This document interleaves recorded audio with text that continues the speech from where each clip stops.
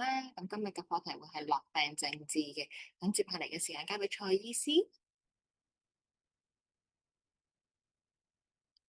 大家好，我哋開始講課啦。多謝僑港中醫學會邀請我嚟呢次講座啦。今堂咧就講落病政治。落病其實即係咩意思咧？就係經絡嘅絡啊。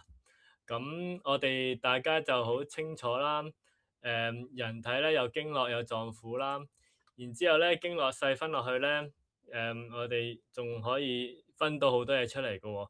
咁我哋今堂咧就講下呢啲落病可以分到啲咩出嚟咧嚇？身體有咩部分唔同嘅部位係同呢啲絡脈係有關係嘅咧？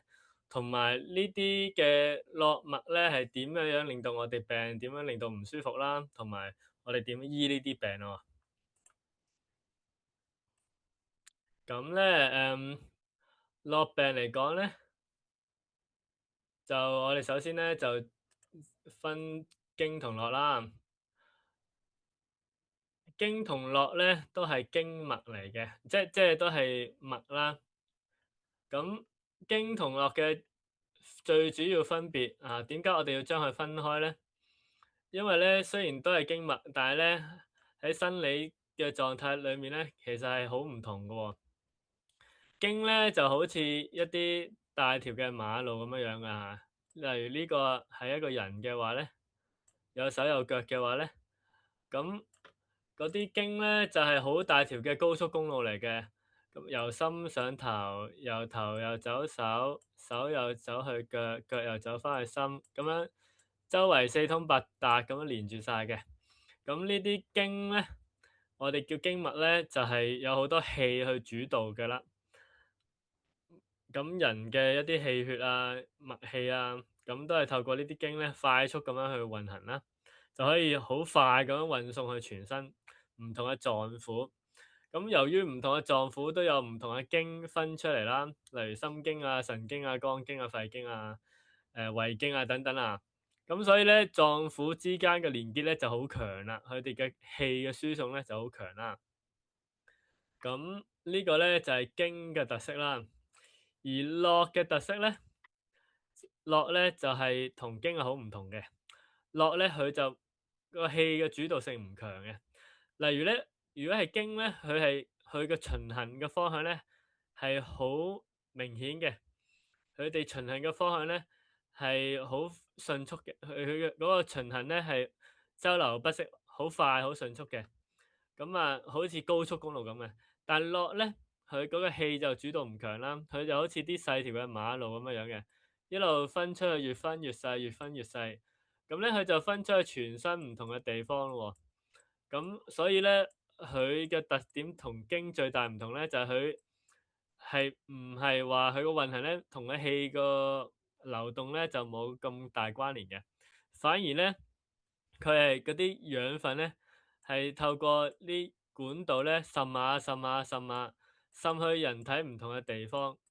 咁所以咧，我哋就叫呢啲小街小巷咁啦，呢啲絡脈。所以有個講法啦，就係大凡經主氣，絡主血啊，呢個就係葉天士嘅講法啦，就話認為咧經嘅病咧，我哋通常行氣就可以處理到嘅，但係絡脈嘅病咧，我哋行氣係處理唔到喎。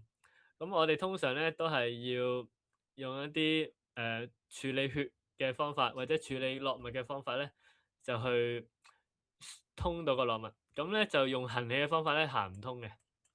咁呢個其一啦。其二咧就係咧絡脈咧，佢同個臟腑嘅連結咧，相對地冇咁強嘅。因為經同經之間，即係臟腑同臟同腑之間咧，就有好多經好似火車咁樣行來行去嘅。但係絡脈咧就好似某一啲小街小巷咁樣啊，火車有啲地方可以去到，去得好快添。但係咧有一啲地方火車去唔到嘅喎，咁要透過啲小型嘅貨車揸過去啲小街小巷咧，去到全新嘅地方啦。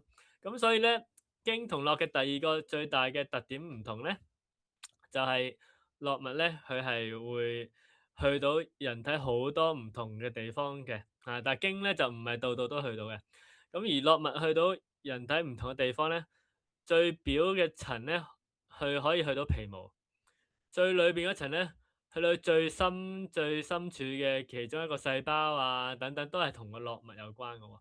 咁所以咧，經同絡咧，喺個病位上面咧，又係唔同喎，喺個性質上面又唔同喎。咁所以咧，今堂咧，我哋集中咧去講個絡脈，去點處理佢。經咧，我諗大家都即係聽過好多啦，例如你氣血瘀滯，咁你行氣活血通經，咁呢啲咧都係一啲好常嘅做法啦。但係絡脈咧，話你行氣咧，一行咧就去咗經脈㗎啦，啲藥力就去唔到絡脈㗎啦。咁所以咧，絡脈嘅病咧，佢嘅做法咧就好唔同嘅嚇。呢個就係經同絡嘅分別啦。咁《黃帝內經》咧都有講喎。內經咧就話咧，經咧就有12條啦，咁咧佢就行喺分肉之間咧就深而不見嘅，咁佢就認為咧經咧就藏喺分肉之間，咁啊所以我哋普通人望落去咧睇唔到，咁咧就算俾你睇到咧，都係某一啲位啦，嗰啲螺啊嗰啲比較少肉嘅地方咧，你咪睇到咯。咁但係咧佢內經咧佢就話喎，諸脈之浮而常見者，皆絡脈也。就話咧，俾你見到嘅咧，反而係絡脈咯喎。咁呢度咧就係因為絡脈咧無處不達噶嘛，好多地方連下連下咧就會連到去絡脈。應該咁講，絡脈可以連到去最體表嘅皮毛，你都睇到啊。咁所以咧，例如一個人飲酒，佢會面紅啦。咁呢啲面紅咗咧，呢啲就係絡脈啦。絡脈嘅浮現出嚟啦，或者你怕醜咁樣塊面紅晒啊，咁啊望到嗰啲係絡脈啦，或者你個人跑步跑到個人慶合合，周身都紅卜卜咁樣樣，咁呢啲都係絡脈嘅顯現嚟嘅。咁但係呢度咧就有一個比較常見嘅一個誤解，就認為咧絡脈嘅病咧係淺啲，經脈嘅病咧係深啲，咁啊其實唔啱㗎喎。經脈嘅病咧，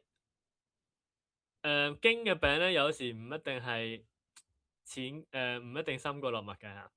原因就係咧，絡脈咧有表有裏嚇。如果喺表面嗰啲皮毛嗰啲咧，我哋叫浮絡或者叫陽絡；如果喺深處裏邊嗰啲咧，我哋叫陰絡。咁所以咧，有時咧絡脈嘅病咧，其實病得仲深入過經脈嘅。咁而其實咧，實際臨床上面咧，我哋有冇聽過久病入絡呢個講法啊？久病入絡咧就係葉天士冇嘅聲嘅。個講法啦。你喺邊啊？我唔知啊你點㗎？余倉醫師係咪啊？你個咪冇熄到啊？阿余醫師。藍木耳啊，叫藍木耳好冇？叫藍木耳，OK？你唔係咁樣。唔該。主持係咪喺度啊？走咗。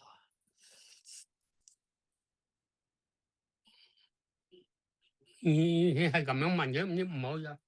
請各位等一等先啊，因為有醫師咪未閂好啊。Can you make loud, speak loud? Is one thing.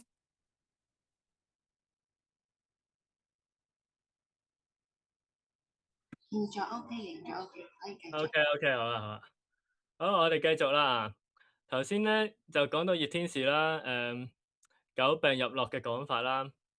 咁點解久病入絡咧？因為咧，其實絡嘅病咧係可以仲深入個經嘅嚇。因為絡咧就係啲小街小巷啦，咁所以咧經咧就係高速公路啦。有時啲經咧個病咧可以傳遞得好快嘅。但係要一路深入一路深入咧，去到佢最深最裏邊嘅地方咧，反而係絡脈佢嘅問題啊，可以收埋好多痰啊，可以收埋好多淤血啊。咁咧呢個咧就亦都所以咧有一啲講法就話久病咧就係有痰或者久病咧就有瘀。咁呢個咧其實都係同一個道理嘅，就係話咧絡脈咧佢可以收埋好多痰啊、淤血啊等等嘅嘢㗎。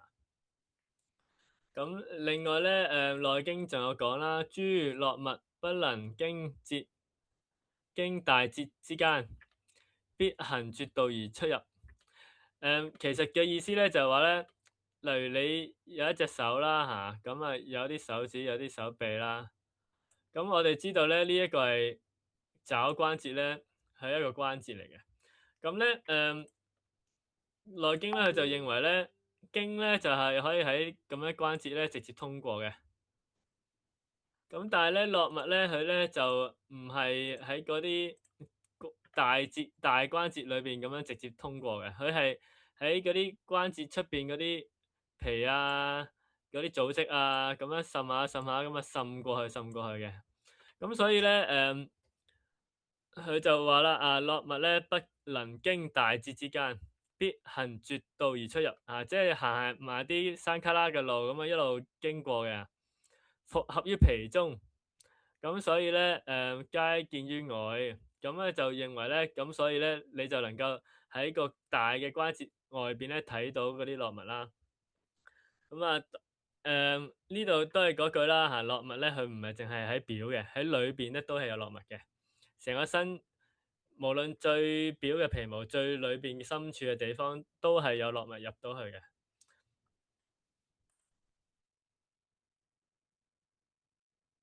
咁咧，絡脈咧，我哋一般嘅認識咧，就係有15別絡啦。別絡嘅意思即係話咧，我哋有經脈啦，心、肝脾肺腎都有經啦，臟腑胃啊、膽小胃、大腸、小腸、膀胱呢啲都有經脈啦。咁經脈咧就由心手走，咁啊頭走手，手走腳，腳翻上個心啦嘛。咁心走手係啦，咁咧就嗰啲經咧，佢係會分一啲絡脈出嚟嘅。咁啊，又最出名嘅咧，絡脈咧都係跟翻嗰條經咁樣樣去命名嘅。例如咧，我當呢條叫心經咁計啦。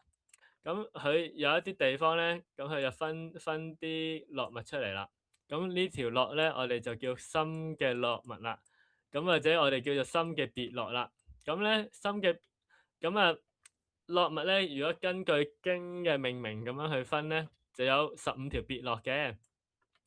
咁啊，即係12臟腑之外咧，就有任脈督脈嘅別絡。咁啊，同埋咧有陽蹻陰蹻啊，有皮支大絡啊，咁樣樣啦。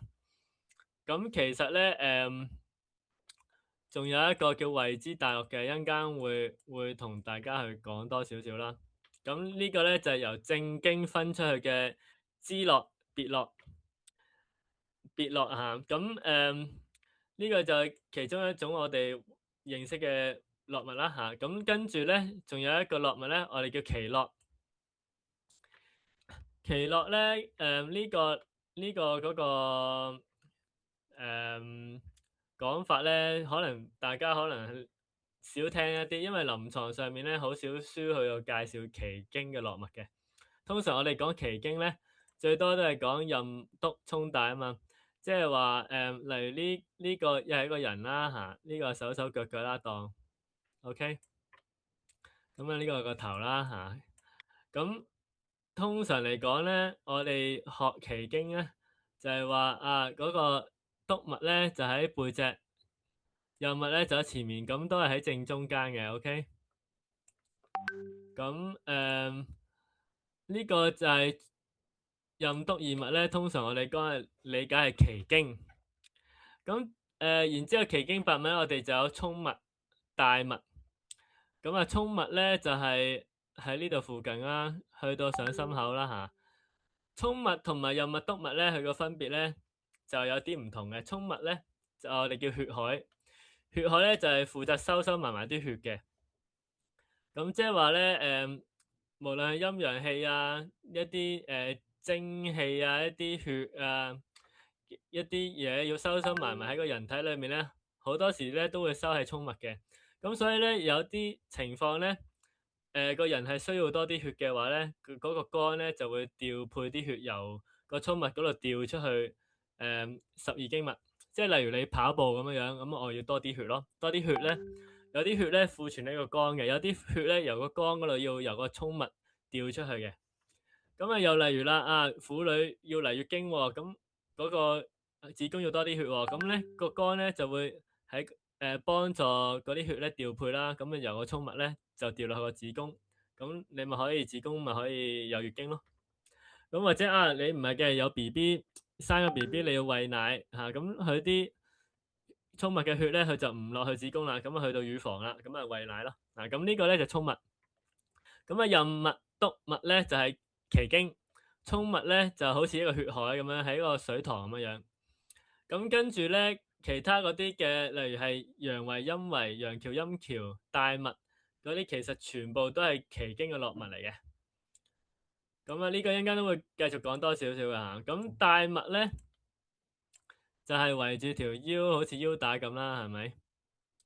咁啊，陽維、陰維、陽蹻、陰蹻咧，都係類似喺個腳嗰度走上去嘅嚇，走上個頭咁樣嘅。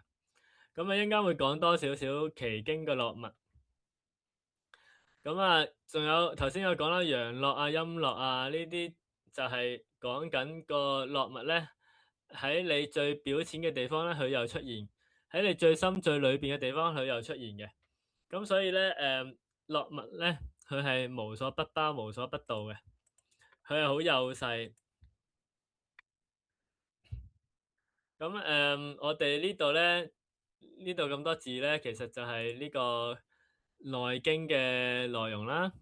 咁佢就係講呢個嗰個別絡啊，就係講經咧，嚟手太陰係肺經啦。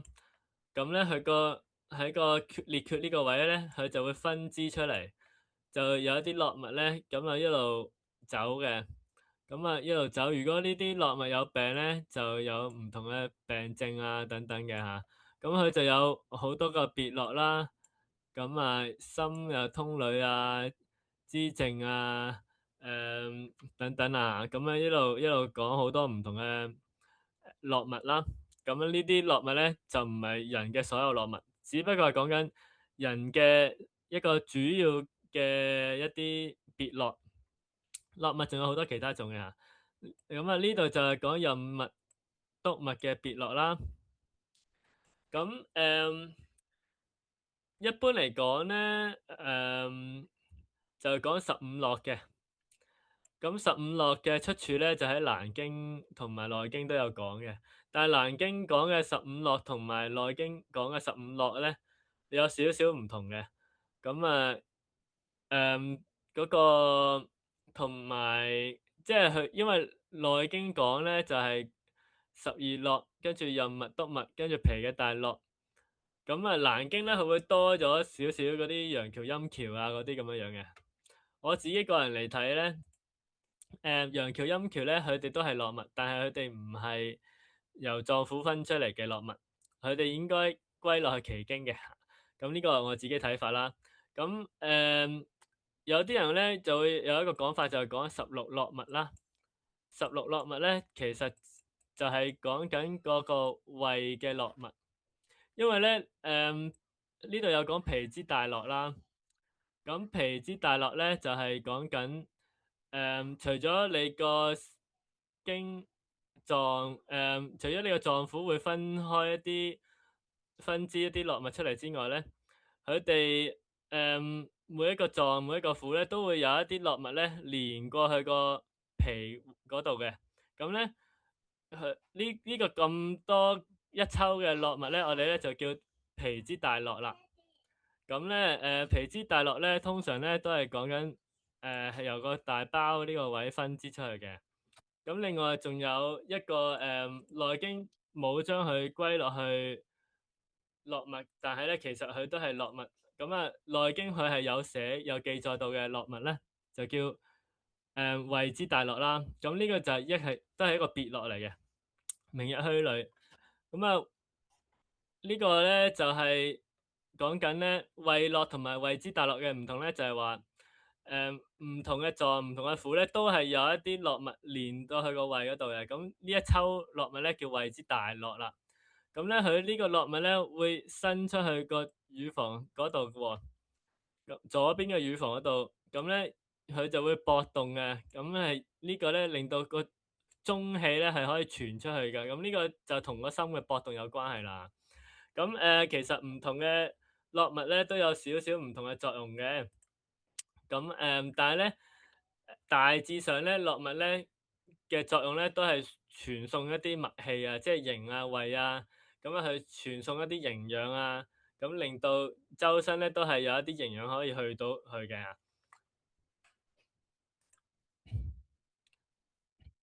咁咧呢個咧呢一句咧就係《難經》講嘅別樂啦，《難經》係包埋陽橋、陰橋啊，咁啊有15啦。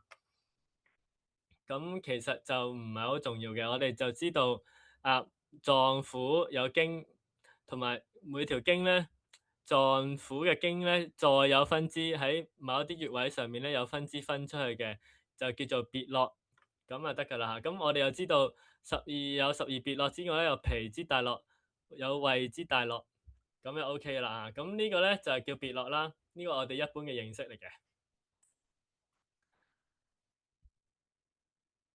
然之後咧仲有奇經嘅絡脈喎。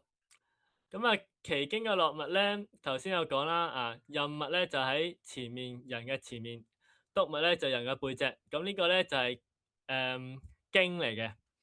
咁點解我會叫任脈同督脈係經？我又唔叫其他咩陽橋、陰橋、陽胃、陰維，我又唔叫佢經咧？嗱，咁啊最簡單嘅講法咧就係話咧，經係有自己嘅穴位嘅，即係話你任脈正中間前面有好多係屬於任脈嘅穴位嘅，咁佢呢啲穴位咧就唔係屬於其他經嘅。另外督脈背脊正中間嗰啲穴位全部都係屬於督脈嘅，咁你其他經咧就冇嗰啲穴位嘅，咁所以任脈同督脈係屬於經啦。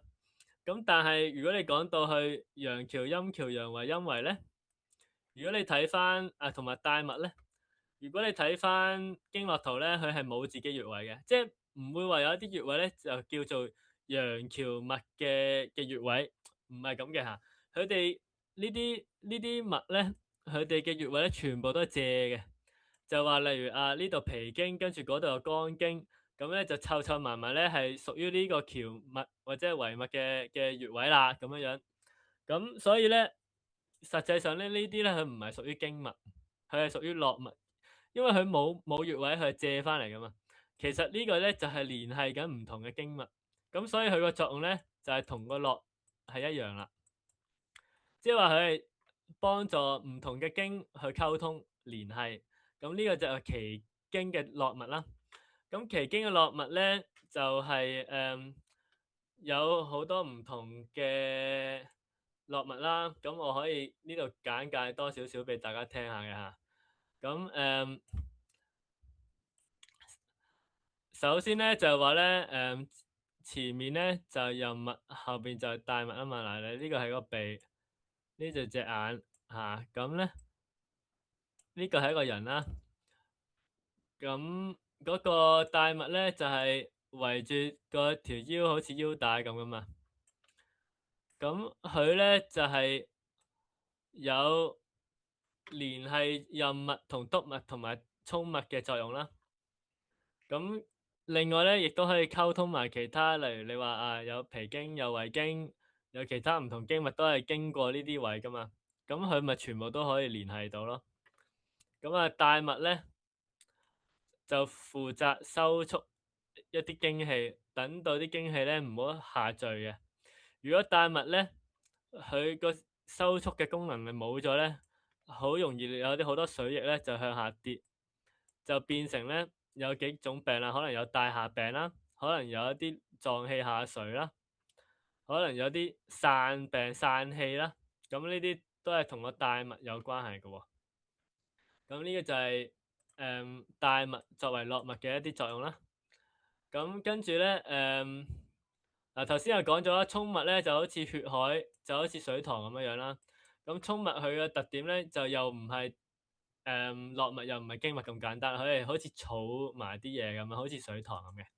咁至於陽橋同陰橋、陽維同陰維，佢哋有咩作用嘅咧？咁呢度可以講少少啦。呢度咧就係難經嘅講法啦。難經咧佢就講話啊，陽為陰為者，為樂於身，日速不能還流，貫諸經者。簡單啲嚟講咧，就係陽為陰為咧，其實就係樂物嚟噶啦，佢都寫到明啦，為樂於身嚇，即係聯繫聯絡嘅嚇，佢就冇自己一個循環嘅，咁佢就係溝通嘅負責。咁陽為物，佢係點樣同陽為陰為佢係同其他樂物有咩唔同咧？陽為物咧就係聯繫任物同督物，同埋當然係衝物啦。同埋其他表面嘅關係嘅，即係話咧，佢係奇經同埋外界表嘅一個接嗰個關嗰個聯繫嚟嘅。咁所以陽為病咧就苦寒熱嘅嚇。如果陰為物咧，陰為物咧就係任物、督物、衝物，佢係連落去臟腑嘅。咁所以咧陰為病咧就苦心痛啦，其實佢唔係淨係心口痛嘅，可以係其他臟腑痛嘅。不過通常嚟講，心咧痛咧就即係比較明顯啲啦。咁你如果大家去研究呢個陰為物、陽為物，佢哋嘅循行，佢借啲咩穴位咧，你就知道啦。啊，其實佢係同好多臟啊、腑啊都係有聯繫啦。啊，OK，咁呢個咧。陰為陽為咧就係奇經同埋臟腑嘅聯繫啦。咁樣連住有咩用咧？咁啊舉個例子啦，啊例如你個肝，例如你本身咧就跑步咧就要好多血啦。咁啲血咧就要由個衝脈血海嗰度調出去十二經脈啦。咁啲血咧，調出去咧就要由個衝脈嗰度透過陽為陰為咧就輸出去嘅。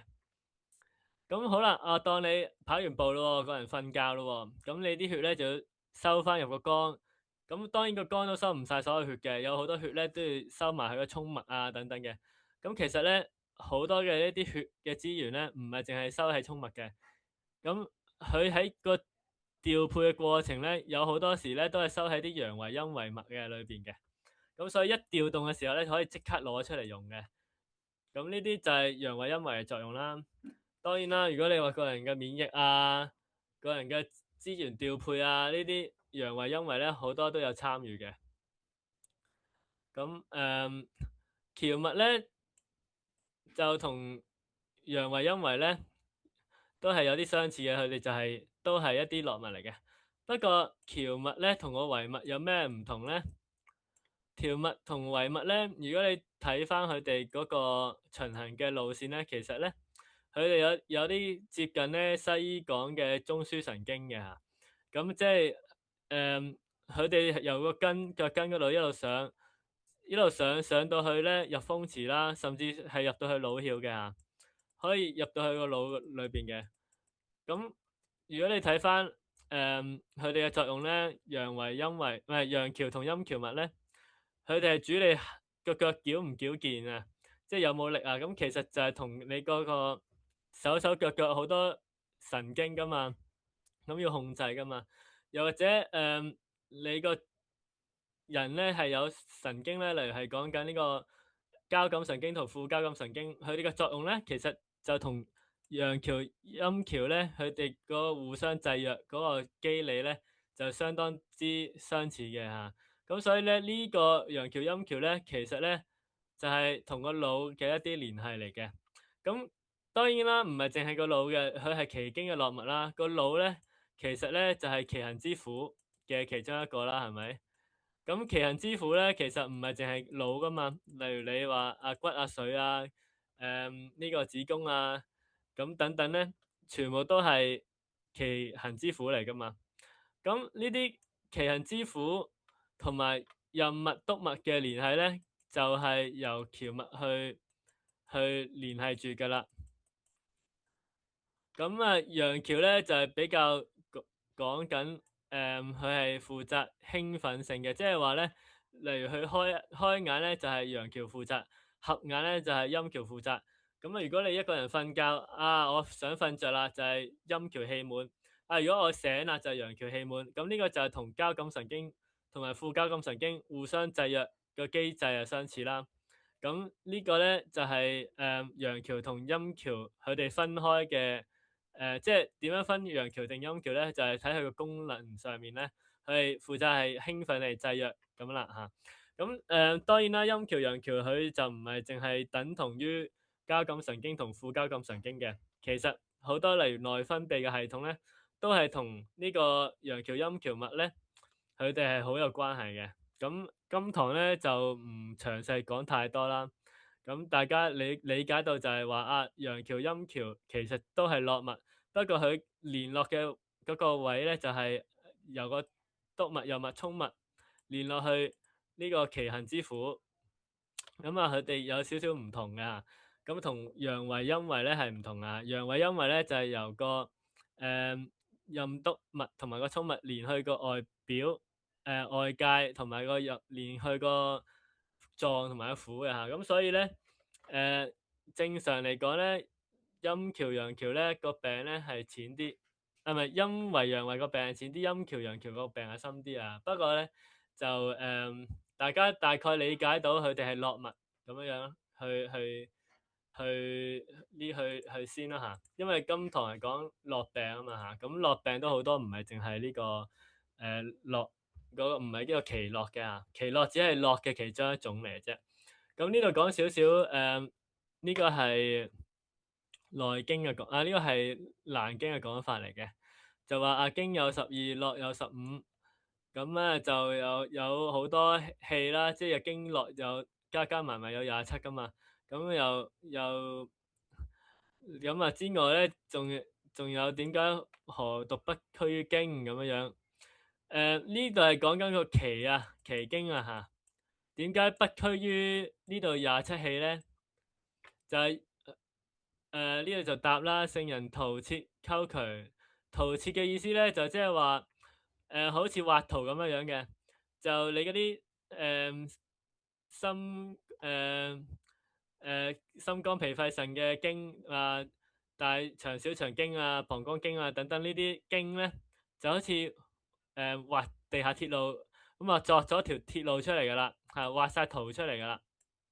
OK，咁你呢啲咧就可以通利水道啦，即係佢哋嘅作用咧就係去暢通成個人嘅通道噶嘛。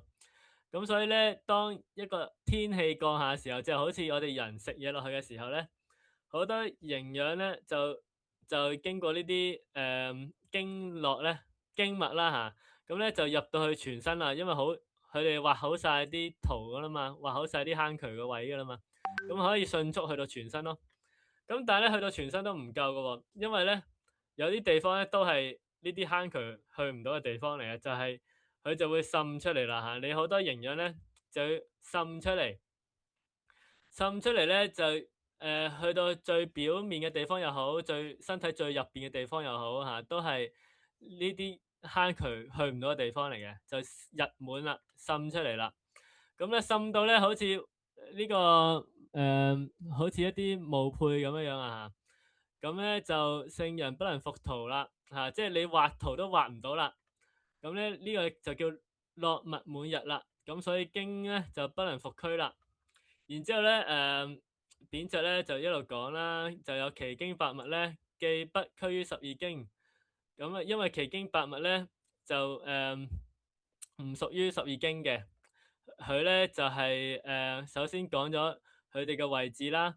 咁我頭先亦都解釋過啦，啊佢哋係好多都係絡脈嚟嘅，而任脈督脈咧就陰氣同陽氣嘅一個收藏嘅地方啦。咁所以嚴格嚟講咧，佢都唔同嗰個12經嘅作用嘅，因為12經係會周流不息嘅，但係任脈衝脈咧，佢哋唔係會唔係一個循環咁樣嘅系統嚟嘅。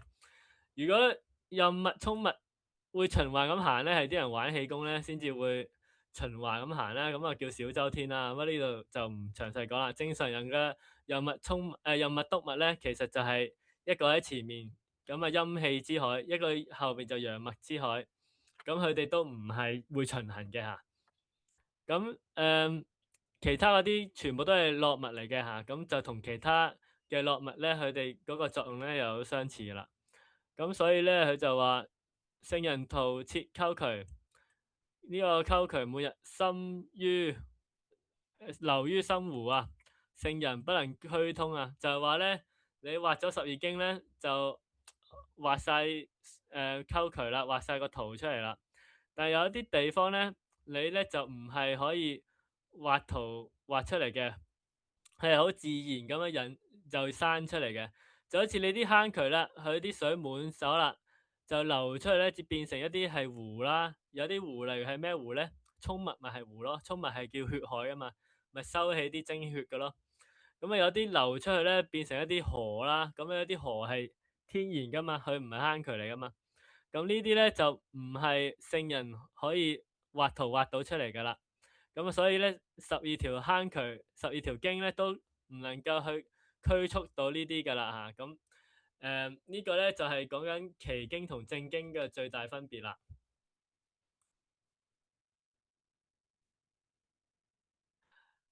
經絡匯編嚟咧，呢個本書啦，佢有講喎，佢有計條數啊，究竟絡脈有幾多咧？通常嚟講，《內經》就話絡脈咧就有365絡啦。其實咧，如果根據明朝呢個經絡匯編咧，佢就話啦經咧12絡啦，12個絡咧可以分每個絡咧可以分出108個繫絡，然之後再分180個潛絡。然之後咧，每個潛絡就分出34000個孫絡啊，咁所以咧加埋咧有10幾億嘅，呢個其實有幾多億啊？總之好多絡脈㗎，咁就人嗰個絡脈咧係遍佈全身嘅。咁呢個就係一個圖咁樣啦，有圖咧就話俾你聽有12經脈啦。而呢個12經脈咧，佢會一路分支出去嘅嚇，分支去好多，分支到出去之後咧，去到全身咧，都係有好多嘅絡脈咧，去到嘅嚇。無論係最體最表嘅地方，無論係人體最深處嘅地方，都有好多千絲萬縷嘅一啲絡脈咧，係聯繫到佢嘅。如果你絡脈係冇連到去嗰個地方，嗰個地方就會壞死㗎啦。咁所以咧，任何地方都係可以分到支出去嘅，分到一啲絡脈出去嘅。呢啲絡脈咧，就唔一定係我哋可以解剖到嘅嘢嚟㗎。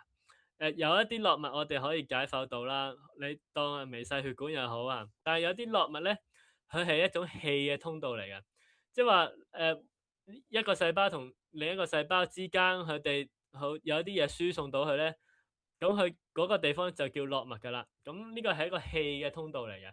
咁我哋用一個現代嘅科技嚟睇咧，係未必會睇到嗰個解剖嘅，但係咧佢係存在嘅，佢係有佢哋嘅嗰個人體裏邊，可能喺某一啲維度，我哋可以觀察到佢嘅咁樣啦啊。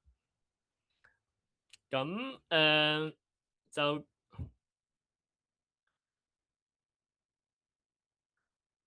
跟住咧就講一講絡脈。如果絡脈有病嘅話咧，會有咩症狀啦？通常嚟講咧，要講絡脈個病有咩症狀咧？我哋最常都係講痛唔痛嘅。咁絡脈個痛同埋經脈個痛咧，最大嘅唔同咧就係咧，絡脈嗰種痛咧係唔明顯嘅，隱隱約約嘅。如果經啊、臟腑啊嗰啲痛咧，係就好明顯嘅。即係我舉個例啊，例如你話你個腸有啲燥屎塞咗喺裏邊喎，咁你咪好唔舒服咯，皮滿脹實，話嗰種脹啊滿啊係好明顯嘅。但係如果你話淨係喺個脾胃嘅絡脈嗰度有啲唔通咧，佢就唔係好明顯嘅，唔會話痛到流晒汗啊，唔會嘅。佢係隱隱約約，成日都有。但係咧，你話佢係咪真係痛到俾刀割咁咧？佢又唔係嘅喎，即係你都總係可以能夠忍受到嘅。但係咧，佢又好似好纏綿綿咁樣樣啊，纏綿不解，隱隱約約。咁呢種咧就係絡脈嘅痛嘅特徵嚟嘅，因為絡脈本身就係一啲幼細嘅一啲嘅通道啦，一啲脈絡啦，咁所以咧佢嗰啲氣血唔流通嘅話咧，即係不通則痛啊嘛，咁佢嗰個表現上嚟咧，佢都唔算好明顯嘅，咁啊所以係隱痛。咁啊，另外咧有可能係脹痛啦，脹痛即係話佢嗰種痛得嚟咧，有一種脹出嚟嘅感覺嘅。其實痛有好多種啦，有啲係揦住，有啲係捏住啊，有啲係火燒咁啊，有啲係刺痛啊咁啦。咁刺痛其實都係絡脈嘅痛，可以係絡脈嘅一種痛法嘅，但係經脈嘅痛都係刺痛嘅。咁啊，刺痛係講淤血啦，但係如果絡脈嚴格啲嚟講咧，佢係隱隱痛，同埋有時佢痛得嚟咧，你又覺得佢唔係痛，佢係好似脹住你咁樣樣。咁呢個都係絡脈嘅其中一個痛嘅一個特點嚟嘅，同埋咧有可能會引起麻木。麻木即係話佢好似你隻手咁樣樣掂一啲嘢，你又掂到嘅，但係佢個感覺又唔係好強。咁呢啲咪就係絡脈有事咯。佢因為咧，我哋皮膚好多觸覺咧，好多都要靠啲絡脈係聯繫去到佢最表面嗰啲我哋人體嘅一啲觸感嘅細胞噶嘛。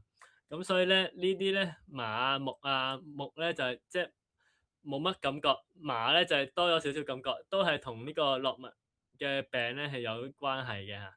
咁當然唔係話所有麻木都係完全係單純嘅絡脈病啦，但係麻木咧同個絡脈嘅病咧係有關係嘅。例如係咩咧？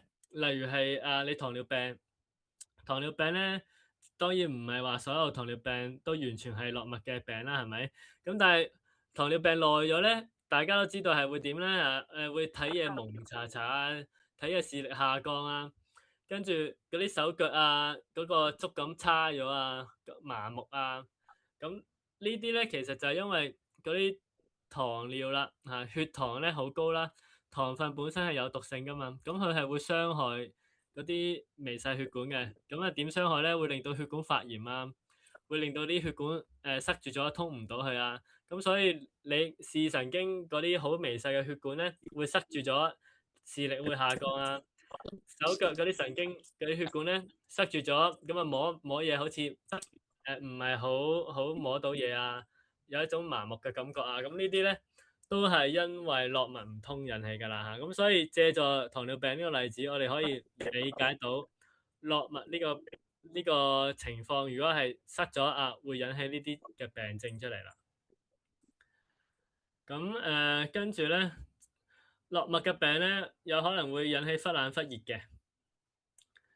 咁呢個就係好簡單啦，就係絡脈咧，無論喺最裏邊嘅地方，或者係最出邊嘅地方，佢都係關佢事嘅，佢都係去到嘅。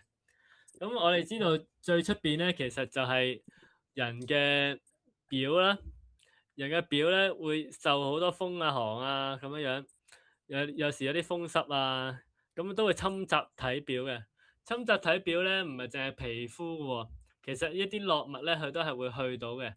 咁所以咧，啲絡脈咧，尤其是啲浮絡咧，咁受到邪氣咧，有時會塞住咗嘅。咁呢個塞住咗咧，咁舉個例子，桂枝湯症啦嚇，咁咧營衛就營衛不調啦，營衛不和啦。咁咧就係營衛嘅氣咧，唔能夠一路相隨咁樣去並行於脈中啦，佢就營咧就停咗喺脈裏邊嚇，嗰個衛氣咧就俾啲風氣疏走咗啦嚇，咁佢會引起個人咧怕凍啊、發燒啊呢啲情況噶啦。咁呢個就係絡脈嘅病嘅其中一個表現啦，就係佢可能會發燒啊，或者係發冷啊呢啲情況。有時咧，佢呢種寒熱咧個表現未必係全身性嘅，佢可能係局部性都唔定嘅。咁要視乎個病嗰個病位啦，即係例如你話絡脈都好，有時可能係講緊個肝嘅絡脈，有時講緊奇經絡脈，有時講緊係成個表嘅絡脈，即係咁佢個病位都係可以再細分嘅嚇。咁有時咧，落脈嘅病有一啲病咧，同個落脈咧個關係咧就零舍密切嘅。例如係藥母啦，藥母就係話啊，如果你有瘧疾，瘧疾咧係一啲瘧原蟲嚟噶嘛，係蟲嚟噶嘛。咁喺裏邊一路一路唔走咧，你有機會咧侵襲呢度絡脈，尤其是個肝嘅絡脈，令到佢唔通。然之後咧，久而久之咧，就會令到脾腫大啦。咁點解呢個係講肝，呢個係講脾咧？因為呢個肝咧係講緊人嘅肝係喺右邊噶嘛，但係中醫嘅肝係左邊噶嘛嚇，咁所以呢個係講緊中醫嘅肝嚇，呢個係講緊西醫嘅脾啊，脾腫大。咁或者係我哋叫瘧母啦，就係即係一啲嘅精塊啊，就係結聚咗嘅，就係因為有瘧原蟲啊。咁啊，呢個咧就係由個瘧原蟲感染一路入心咧，去到去感染個肝或者個脾腫大，咁呢啲咧就係同個絡脈嗰個唔通暢係有關係噶啦。仲有一啲病症咧，同個絡脈嘅關係係特別大嘅，例如痿症呢個。有一個講法就係話咧，如果係個經左則痛，絡左則痿，嗱呢個都係葉天士嘅講法嚟嘅。咁咧就話經脈如果阻塞咗咧，就會引起疼痛，引起痹痛；絡脈阻塞咗咧，就引起個人嗰啲肌肉喐唔到啊，痿症。不過當然啦，其實絡脈阻塞咗咧都可以引起痹痛嘅，但係大概嚟講咧，如果佢係痿症嘅話咧，同個絡脈有關係大啦。因為絡脈咧，頭先講啦，好多微細血管，好多啲養分，如果過唔到去咧，佢會失氧啊嘛，即係嗰啲局部嘅組織咧失去咗滋養啊，咁佢就失去咗功能啦。咁佢咪麻啦木啊咁咯，久而久之咧，嗰啲肌肉可能會萎縮啊，可能冇力啊。如果喺隻眼，佢咪可能睇唔到嘢啊。咁呢啲咧都係痿症嚟嘅。咁絡脈個病咧，另外有引起咧就會引起虛勞啦。虛勞呢個病咧就我哋理解就話係兩個臟以上嘅虛弱就命名為虛勞啦。咁呢個係教材嘅理解啦。而實際上，如果你睇《金匱要略》，你睇《傷寒論》咧，虛勞咧佢嘅定義咧唔係臟腑嘅虛弱嘅，佢係講緊個脈絡嘅唔通暢，尤其是講個絡唔通。例如係咩絡咧？通常咧係講緊個脾嘅絡、脾嘅大絡或者脾嘅絡就唔通暢，令到咧你食落去咧，你都唔吸收唔消化。即係我就算你開胃啦，你食落去啦，你都啲營養都去唔到全身嘅。咁久而久之咧，個人咧就虛損啦。就呢個脈絡嘅唔通暢咧，喺金匱裏邊咧就叫做勞。由於勞而引起嘅虛損就叫虛勞嗱，咁所以咧個定義上係好唔同嘅。咁所以咧，大家你如果睇呢個大王謝松丸啦，喺呢個金匱嘅虛勞病篇裏邊嘅喎，大王謝松丸咧，大家有冇印象咧？有啲咩藥喺裏邊啊？就有大黃啊、芍藥啊，又有山地啊，就咁之外咧。仲有好多蟲嘅，疥蟲啊、薑囊蟲啊嗰啲等等嘅蟲啦。咁呢啲蟲咧，大家都知道啦，係攞嚟撩通啲血管噶嘛。其實係有少少類似公族咁嘅意思嘅。咁但係如果大家睇翻金匱嘅條文咧，佢係點樣形容大王謝松丸呢條方嘅咧？佢係話佢係攞嚟緩中補虛嘅，緩中補虛。點解一個公族嘅藥方係可以緩中補虛嘅咧？咁佢個概念咧，其實就係因為我哋虛勞嘅概念同埋古時候嘅虛勞嘅概念係唔同嘅。緩中嘅意思咧就係疏通呢個同脾胃聯繫嘅一啲絡脈，補虛咧就係佢佢個絡脈通咗咯，咁你啲營養咪可以去到全身咯嚇。咁所以呢個大黃赤松丸佢係公俗嘅一啲藥嚟嘅，但係佢係可以攞嚟補虛咧，就係因為佢係疏通到絡脈嘅。咁絡脈唔通就會引起個人虛損啦。咁頭先講糖尿病呢個例子咧，咁大家都好容易理解啦。咁當然唔係淨係糖尿病㗎，例如有啲人咧就可能係唔嚟月經啊，或者係有啲人係佢可能係有好多慢性病啊，成個人面都黃晒啊嗰啲咧，其實面色萎黃咧，佢唔係脾虛㗎喎嚇，通常都係絡脈嘅病嚟嘅。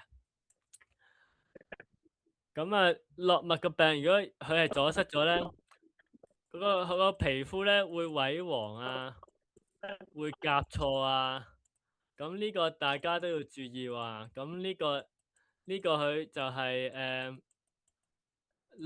絡病嘅其中一啲症狀之一嚟嘅，呢度冇寫出嚟啦。咁啊，肌膚甲錯、兩目暗黑、面色萎黃、唇口乾燥、五心煩熱，呢啲全部都可以係絡脈唔通引起㗎。誒Billy 係未熄你個咪喎，好似有啲聲啊。麻煩你聽到嘅話，熄一熄個咪啊，唔該你啊。咁出血啊，仲有出血。出血咧，咁就例如你好熱氣嘅，咁佢就會令到嗰啲血咧入於脈絡之外嘅。咁啊，舉個例子咧，就話咧，如果鼠邪傷於鼠啦，傷於鼠咧就一般就感鼠啫，但係感鼠感得耐咧會咳血嘅。咁咧我哋就叫呢個叫做鼠擦啦，鼠擦。咁點解鼠邪耐咗會變成擦咧？就即係會咳，點解會咳血咧？其實就係話因為啲鼠咧係一啲畏俗之餘咧帶有熱性嘅邪氣嚟嘅，咁佢會入血嘅，入血就會傷陰，令到嗰啲血咧就流出脈絡之外，就溢於脈絡之外嚇，咁就即係出血啦。咁如果喺個肺咧就會咳血㗎，如果喺個腸咧咪大腸屙血咯。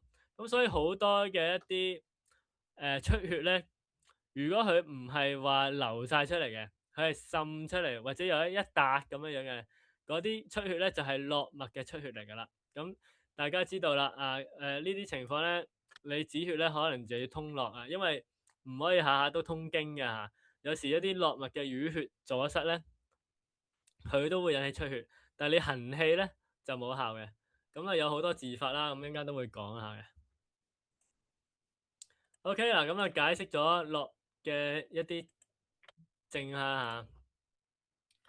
絡脈嘅病咧就有一啲嘅藥咧係特別係同個絡我哋醫絡嘅病咧特別係常用嘅。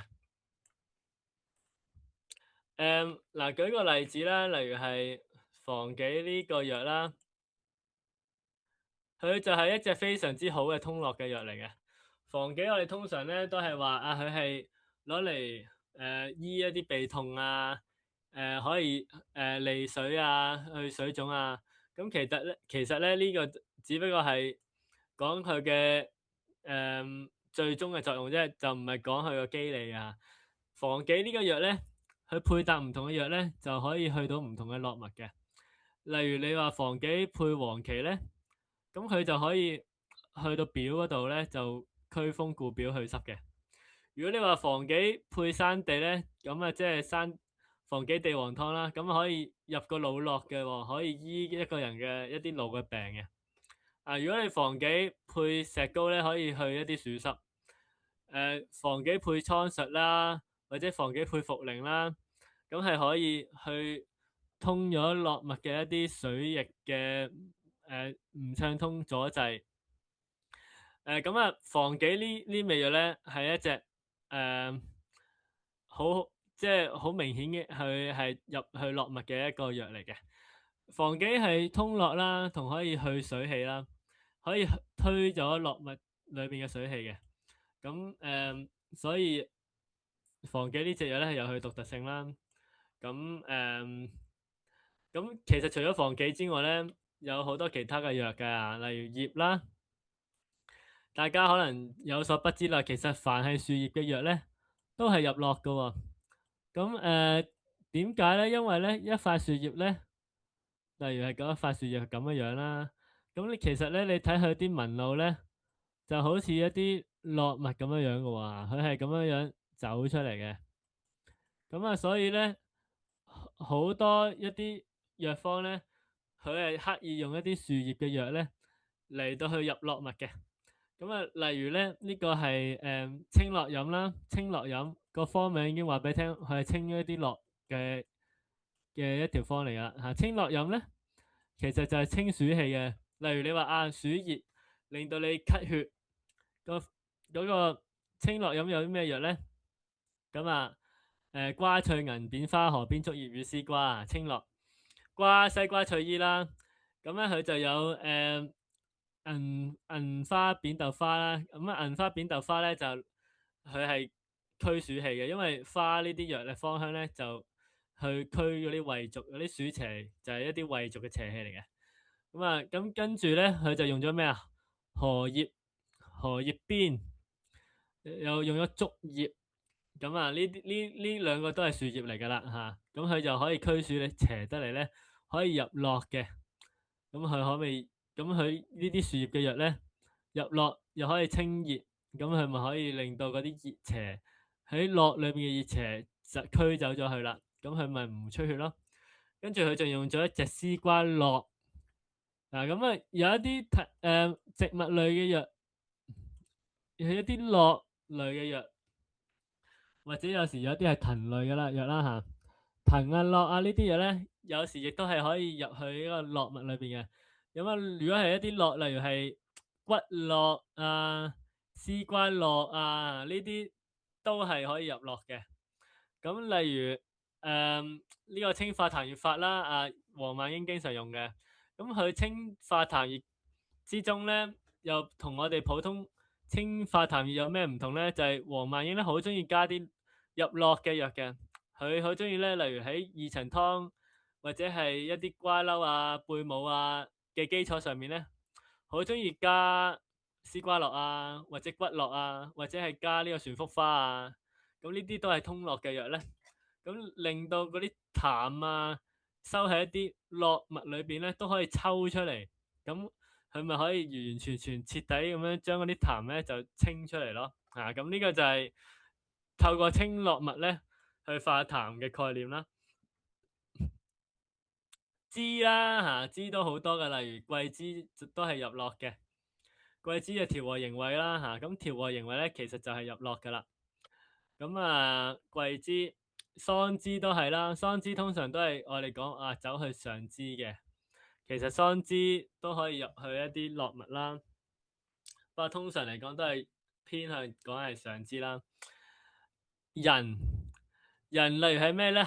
杏仁啊、酸棗仁啊、柏子仁啊，呢啲仁咧，佢有一個特性嘅，佢就係好多油分嘅。咁呢啲油分咧就係零舍入絡噶啦。因為點解咧？絡物咧就同經係唔同嘅。經咧就係行氣去主導嘅，即係例如你加啲行氣藥柴胡啊、陳皮啊、木香啊、香附啊，加呢啲落去，咁佢咪行氣，咪可以通經咯。但係如果你去通絡咧，你唔可以用啲咁行氣嘅藥噶喎，你就要用一啲油分嘅藥。咁啊，例如頭先講杏仁啊、柏子仁、酸棗仁啊，呢啲有仁有油分嘅藥，咁佢就係可以咧滋養個絡物嘅。即係絡物咧就有啲好幼細嘅血管嚟噶嘛。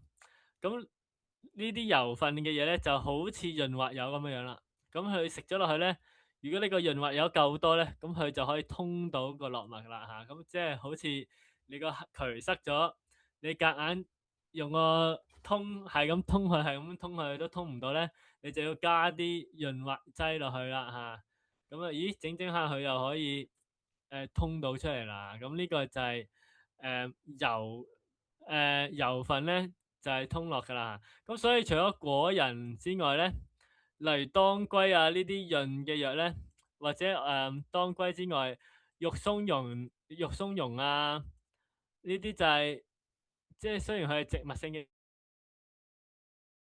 但係佢有好多油分嘅，又特別有啲香味嘅。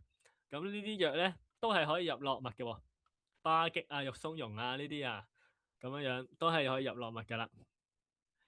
種子入絡，種子咧就嗰個佢嗰個通常嚟講咧，就係嗰個種子都係有油分啦，呢個其一啦。其二咧就話種子好多時都會入去奇經嘅。咁因為種子咧就係一個植物咧，佢要繁殖下一代啦。咁佢將所有 DNA 啊咁啊收晒喺裏邊啦。咁所以咧種子嘅藥咧就零舍入奇經，因為奇經咧有好多一啲部分咧都係同人繁殖下一代好有關係嘅喎，例如子宮啊，例如睾丸啊，咁啊都係同個奇經系統裏邊嘅嘢係有關係嘅。咁所以用種子類嘅藥咧，佢唔淨係入絡添。種子本身有油分可以入絡，而且佢特別係可以入去一啲奇經嘅絡脈，或者直接走入去奇經嘅嚇。舉例子，例如係菟絲子啊，例如係枸杞啊、枸杞子啊，或者牛蒡子。牛蒡子佢就唔係話補，但係佢又可以入去啲骨嗰度嘅喎，可以去養嗰啲骨啊。咁呢個就係石養生呢個骨科泰斗嘅經驗啦。咁呢啲咧種子類入奇經，又可以入絡脈。另外就蟲類嘅藥咧，又可以通絡啦。即係話，如果你要絡脈咧，佢唔係唔通咁簡單啦，佢直情有啲死血阻塞喺裏邊啦。即係好似你條路唔係淨係泊滿晒車，行唔通塞車咁簡單啦。嗰啲車咧仲要甩晒轆嘅，就要行唔到嘅，生晒銹嘅。咁咧你就唔可以揾嗰啲潤滑油啊咁樣去通佢啦。你直情要攞個鏟泥車推土機推走晒啲死血。咁咧，我哋喺血管嚟講咧，就係用蟲類嘅藥去手剔一啲絡脈，蟲藥手剔。咁咧就係針對嗰啲死血留喺個絡脈裏邊嘅。咁啊，通常一啲中風啊，或者病好耐都唔好啊嗰啲咧，就特別用得多嘅。動物嘅藥啦，動物嘅藥，蟲類都係動物藥啦。咁啊，動物嘅藥咧特別入奇經嘅。咁但係有一啲動物嘅藥咧都係可以入絡㗎啦。例如你話例如五靈芝咁，佢動物嘅糞便啦，咁佢係入去下邊下身嘅絡脈啦。又或者失笑散，佢係可以去幫呢個子宮清淤血啦。即係啲人產後惡露咁，係用失笑散。失笑散就有五靈芝咁嘅動物嘅糞便嚟噶嘛。咁佢可以走去人體嘅下邊嘅呢部分嘅。咁呢啲都係可以幫佢通絡嘅。OK，咁就講咗一啲絡脈嘅一啲概念啦，絡脈嘅病嘅一啲概念啦，係咪？咁跟住落嚟咧，我哋休息5分鐘先啦。之後咧，我哋就講下絡脈嘅一啲治法咧，同埋醫案啦。休息5分鐘啊！好，各位，咁我哋翻嚟上堂啦。呢度咧就介紹一下我自己嘅 Patreon 啦。大家可以喺嗰個通訊欄嗰度咧，對話欄嗰度咧睇，啱啱 send 咗條 link 出嚟啦。大家有興趣咧可以睇下我個 Patreon。咁我嗰個 Patreon 裏邊咧有好多講方劑啊、傷寒啊、公貴啊、熱天時嘅一啲醫案啊、注解啊等等唔同嘅一啲嘅文章啊、課程啊、錄音啊等等嘅。咁大家有興趣咧，歡迎去睇下啦。咁去嗰個呢個 link 裏邊咧可以睇到噶啦。好啦，講翻嚟我哋嘅課堂啦。咁依家咧就要講一下落病嘅一啲最常用嘅治法啦。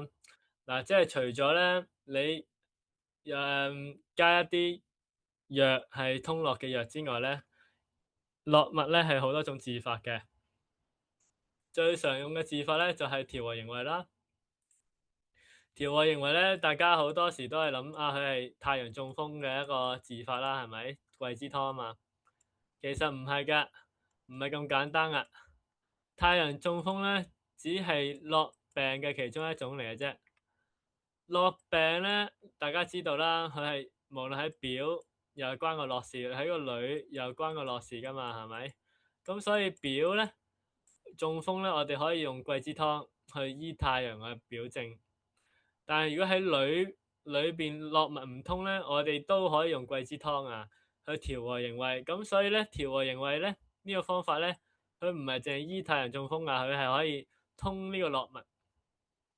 咁咩情況我哋係可以通絡脈咧？就話啊，當你個絡脈唔通嘅情況，同時我哋又見到你汗出啊、怕風啊、或者有一啲怕凍啊、發熱啊呢啲情況咧，我哋就可以用調和營衛呢個法噶啦，唔一定佢係感冒噶，佢唔一定感冒先用桂枝湯啊。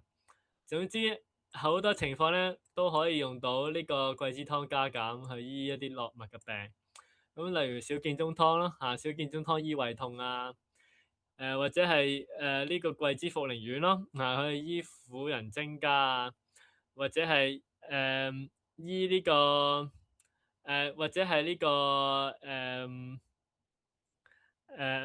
溫經湯啦嚇，溫經湯佢都有桂枝有白芍噶嘛，咁佢係攞嚟醫呢個更年期出血啊，又或者係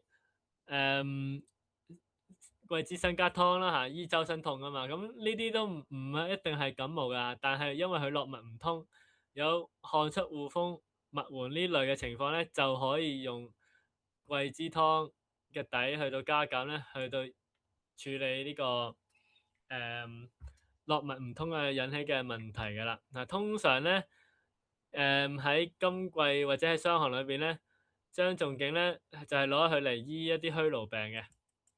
咁如果大家睇虛勞病篇咧，你睇到噶啦又有桂枝湯，有桂枝龍骨馬麗湯，又有呢個小建中湯，都係有桂枝有芍藥喺裏邊嘅嚇。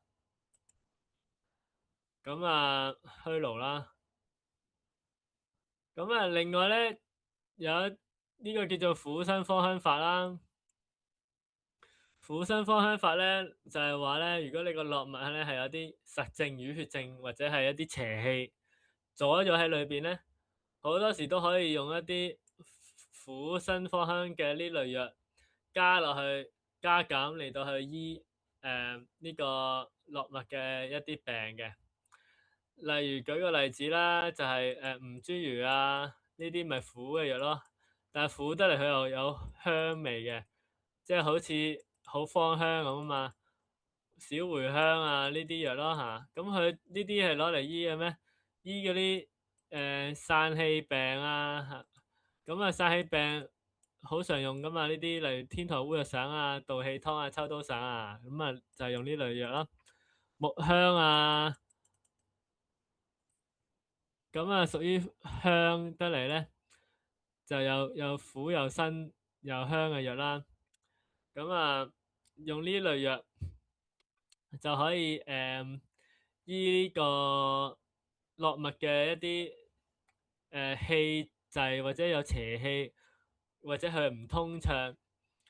舉個簡單嘅例子咧，就當歸四逆湯咧，如果其人內有9寒咧。即係根據條文，即係話你當歸四逆湯手腳凍啊嘛。如果其人內有9寒，即係如果裏邊收咗好多啲寒氣好耐啦，咁咧就要加吳元生姜啊嘛。吳元就即係苦同芳香咯，生姜咪即係辛咯，係咪啊？咁佢係攞嚟通佢絡脈嚟到再幫佢通經嘅嚇。咁呢個就係其中一啲例子啦。例如呢個溫經湯咁樣，溫經湯有桂枝有白芍，就係調和營衛噶嘛。佢又有吳茱萸喎，吳茱萸咧佢唔係淨係止痛咁簡單，佢係可以入絡嘅。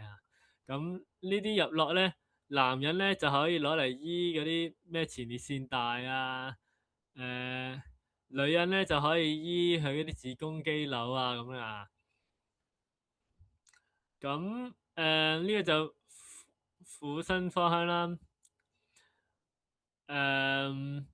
又舉個例子啦，例如係旋福花湯啦，旋福花湯有葱，有呢個茜草根啦，類似係，佢係叫新幹嘅，新幹咧其實係一啲布料嚟嘅，咁啊通常我哋用茜草根嚟代替啦，咁旋福花呢啲味藥咧咪就係佢就係佢就係辛啦。辛，因為佢係食落去咧作嘔作悶嘅，佢嗰啲藥性咧就係一種生喘嘅力嘅。香咧，你咪葱白嗰啲咪香咯。葱呢因為藥香得嚟咧，就要有啲葱油噶嘛，葱油咪油分，你咪可以走落物咯。苦就例如係茜草啊、新幹咪屬苦味嘅咯。咁呢啲就係婦新芳香都係通絡啦。辛潤通絡，辛潤通絡頭先講咗啦。有好多藥咧，佢都係有一種果油分喺裏邊啊嘛，柏子仁啊、酸棗仁啊、當歸啊嗰啲都係噶嘛嚇。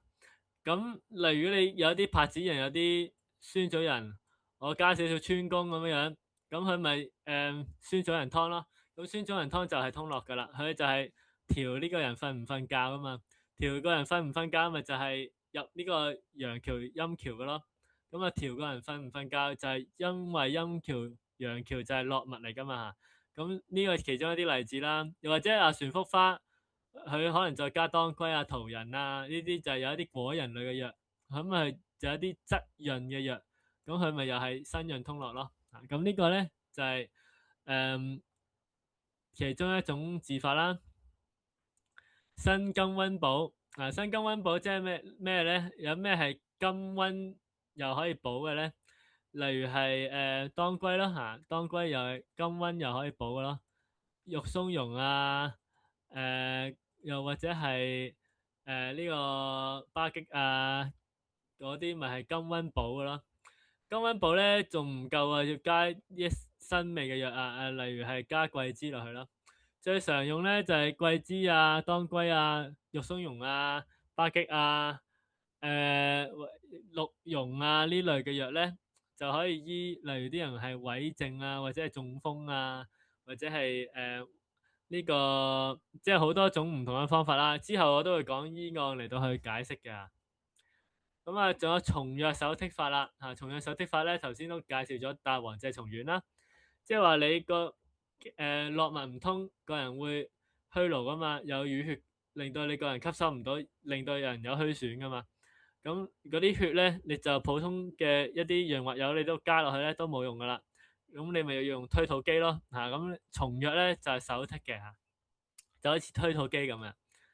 咁另外咧，其實松藥咧講深入少少咧，就係奇經嘅治法裏面咧，一啲冇毒性嘅藥、冇毒性嘅蟲咧，通常我哋就係入去普通嘅絡脈，例如係陽維、陰維啊。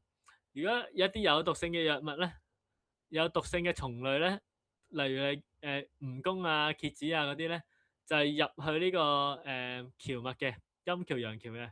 咁所以通常你話啊，佢係個病係癲癇啊，或者佢係瞓唔到，或者佢係痛，或者係同你腳有力冇力啊等等咧，好多時啲人中意加蜈蚣蠍子噶嘛。咁其實就係因為佢係可以入呢個蕎脈，類似就係入呢個交感神經、入呢個中樞神經、入呢個內分泌等等呢類嘅概念噶啦。咁OK 啊，咁我哋就講咗呢個奇經，唔係講咗呢個絡脈嘅一啲治法啦。咁我就揾咗啲醫案同大家分享下啦。我揾咗好多葉天士醫案，因為葉天士醫案咧，佢醫絡病佢個概念咧係比較清晰同明顯嘅。呢個張36歲就耳目分蒙，耳目分蒙咧，就係因為咧有一啲邪氣咧喺個頭目嗰度啦，係咪？咁呢類嘅邪氣咧，通常咧都係屬於一啲風啊、熱啊、暑啊呢啲陽性嘅邪氣嚟嘅，咁所以佢咪會升上去咯。咁陽性嘅邪氣咧，係講緊佢個病位係通常侵襲人嘅頭部嘅喎，但係佢呢啲邪氣都係一啲濁性，即係啲穢濁嘅邪氣嚟喎，通常嚇。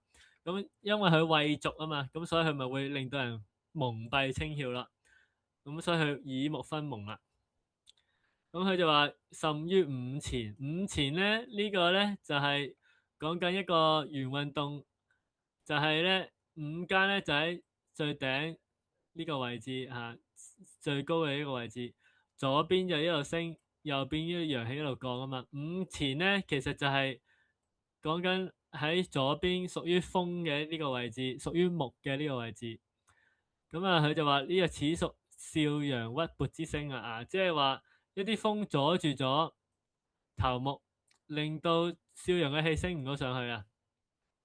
咁佢咧呢個病會令到你作嘔作悶啦。咁係因為嗰啲風啊、一啲鬱熱啊，會令到你個邪氣咧鬱結咗喺個三焦，尤其是中上焦嗰度嘅。咁呢啲情況咧就有，如果你上焦唔通，咁佢咪耳目分蒙咯；如果中焦唔通，佢咪護心作嘔咯。咁呢啲情況咧喺傷寒論咧，一般咧就係用梔子豉湯噶嘛。咁而且咧佢唔係淨係作嘔作悶喎，佢仲要有痰有血喎。有痰嘅血咧，就係因為佢係熱啦，佢令到嗰啲氣機鬱滯啦。咁嗰啲水液停滯咧，就引起有痰啦。然之後咧，佢有啲熱傷咗個絡脈啦，令到絡脈咧裏邊出血啦。咁咧就係會有痰有帶血啦。咁所以咧就多時落熱啦嚇，就因為咧呢啲出血咧，就唔會一下子係咁噓一聲噓出嚟㗎，係陰啲陰啲，整啲又有少少血，整啲又有少少血。咁所以呢種咧就係一種絡脈嘅熱啊。咁啊，所以自耳開泄啦，就係要將嗰啲熱咧透出嚟、開出嚟，就令到啲熱清咗佢啦嚇。咁佢就話啊，千祈唔好亂咁補佢啦，啊，因為有一啲邪熱喺裏邊啦。咁咧熱天時用咩方咧？用呢個梔子。梔子嘅概念咧，其實就係梔子豉咯。啊，因為呢個上中上焦嘅邪熱嘅鬱閉咧，三焦呢啲位咧就係用梔子豉湯啊嘛。咁但係咧，佢就覺得啊，佢就唔用淡豆豉啦，佢就用連翹。連翹咧就好似好輕嘅，好似一啲殼咁嘅嘢嚟嘅。咁佢嘅作用咧，佢就可以解結散結嘅。連翹係攞嚟，例如五香連翹湯咧，就可以攞嚟散結嘅。嗰啲咩生一粒核啊嗰啲嘢咧，就用五香連翹湯嚟到解結散結噶嘛。又或者你話啊銀花連翹嗰啲喉嚨有腫啊有結啊，或者痈瘡腫毒啊，就係攞連翹消痈散結。咁所以咧，連翹嘅作用咧，佢本身就係散結嘅，就係可以將嗰啲熱毒嘅結聚咧就散咗去嘅嚇。咁佢就用連翹嚟到代替梔子，代替淡豆豉，就用翻梔子清熱。咁啊，梔子同連翹本身都係好輕好清嘅藥啦，咁啊可以清上焦嘅熱氣咯。咁啊驅風咧，佢仲唔係淨係用梔子同連翹嘅，仲用咗桑葉同埋菊葉。咁啊，第一咧就係話桑葉咧有明目嘅作用啦。第二咧，桑葉咧本身係入肝嘅啦，肝咧就主風木噶嘛，所以咧一啲風邪咧都係用桑葉去到醫嘅啦，透解啦，我哋話嚇。咁例如桑葉，例如係桑杏湯啊、桑菊飲啊呢類咧，都係用桑葉噶嘛。咁佢又可以清熱，又可以通絡嚇。點解可以通絡？因為佢係葉嚟噶嘛，凡係樹葉都可以通絡嘅嚇。咁所以呢度你睇啦，佢用菊咧，佢又唔係用菊花喎，佢用菊葉嘅喎。點解咧？因為葉就係攞嚟通絡嘅，佢係攞嚟針對佢出血嘅。菊花咧，菊本身就可以明目嘅。咁咧，佢除咗清絡熱之外咧，佢仲要清痰，因為呢啲藥就清熱嘅，清唔到痰。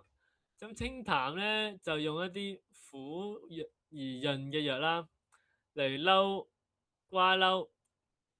雖然我哋通常用瓜嬲用甜瓜嬲啦，但係我哋依家臨床上面成日用到嘅瓜嬲都係苦嘅，咁但係都有效果嘅喎。咁佢用嬲皮咧就係輕清咧就走上焦啦。咁因為佢啲痰唔係死實實啦，可能咁佢就用瓜嬲皮咧嚟去酸通肺氣，同埋有清痰嘅意思啊。川貝咧呢啲就係清痰熱嘅啦。咁啊，如果係浙貝咧，更加清熱化痰，我哋更加強啦。川貝比較上係有少少潤嘅意思啦，有少少縮肺嘅意思啦。跟住佢就用咗骨紅，骨紅咧就有少少行氣同通絡，但係佢又唔會傷陰啦啊。咁啊，丹皮呢隻藥咧就係攞嚟涼血噶啦。呢個丹皮點解會喺呢個醫案裏面用咧？其實就係因為梔子同丹皮一齊出現咧，就係丹梔逍遙散嘅藥對嚟噶嚇。佢就唔用逍遙散，佢用保留翻丹皮同梔子咁解啊嚇。咁丹皮呢隻藥咧就係入血噶啦，佢可以清絡脈嘅血噶啦啊。丹皮係涼血，桑葉、菊葉就係入絡清熱，咁佢加埋咪可以清嗰啲絡脈裏面嘅絡熱咯，咪可以將嗰啲血咁咪可以止咗佢咯。好啦，另外一個醫案啦喎，呢個中風醫案啦，50零歲就中風啦啊，咁咧就話佢陽明脈絡空乏，陽明咧就係講緊個胃啦，嗰個胃就係話佢嗰個胃絡空啊，就係話佢啲氣血咧吸收得唔好啦嚇，咁咧就脈絡空虛啦，脈絡空虛咧吸收嗰啲營養吸收得唔好咧，就不思促骨以利機關，咁咧令到咧呢個肩痛、芝麻頭目如蒙。其實呢啲咧就有呢個上實下虛嘅情況噶啦嚇。咁啊，上實嘅意思咧就係上邊有邪，下邊咧就有虛損。呢個虛損就係同個胃絡或者陽明絡啦嚇就有關係嘅。嗱，呢個點解佢要強調係陽明絡咧？因為咧佢係行動委弱無力啊嘛。行動委弱無力咧喺內經咧有個講法嘅，就係話咧自痿咧要獨取陽明啊。咁咧就認為痿症同個陽明絡咧係好有關係嘅。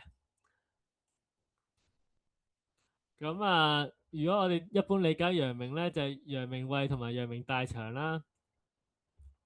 咁其實可以一齊去理解啦。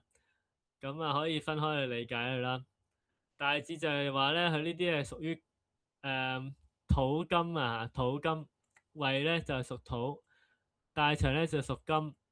金土一相生咧，個人咧就肌肉就比較健壯啲。嗱，如果佢金土啊係空乏啦，咁佢咪痿弱咯。